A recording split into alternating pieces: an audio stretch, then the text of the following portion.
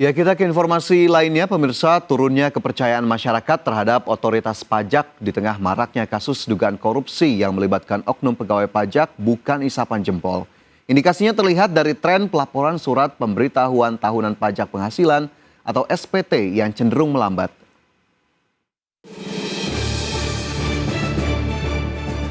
Turunnya kepercayaan masyarakat terhadap otoritas pajak di tengah maraknya kasus dugaan korupsi yang melibatkan oknum pegawai pajak bukan isapan jempol.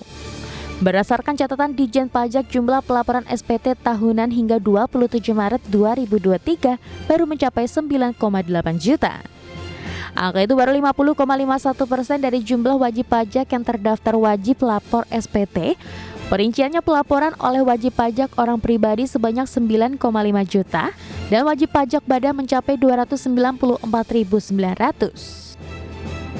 Jika dihitung, jumlah pelaporan SPT tersebut tumbuh tipis 4,43% dibandingkan periode yang sama pada tahun lalu. Akan tetapi pertumbuhannya jauh melambat dibandingkan pelaporan SPT pada awal bulan ini. Pada 3 Maret 2023 lalu, pelaporan SPT masih tumbuh 2 digit, yaitu 24,16% year on year. Saat itu pelaporan SPT mencapai 5,74 juta. Namun sejak marak pemberitaan pelanggaran oknum pegawai pajak belakangan ini, tren pertumbuhan laporan SPT pun mulai melambat. Melambatnya pelaporan SPT ini tak lepas dari maraknya pemberitaan kasus pelanggaran oknum pegawai pajak. Munculnya kasus ini bertepatan dengan masa pelaporan SPT.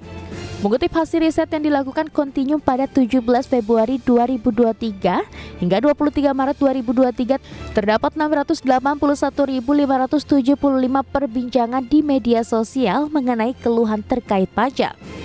Sebanyak 13.000 atau 2% diantaranya bahkan menyuarakan boikot membayar pajak.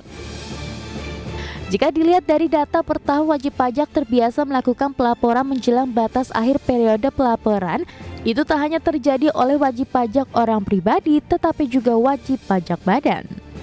Melambatnya pertumbuhan pelaporan SPT kemungkinan karena banyak wajib pajak yang lapor SPT lebih dini dibandingkan dengan tahun lalu. Berbagai sumber, IDX Channel.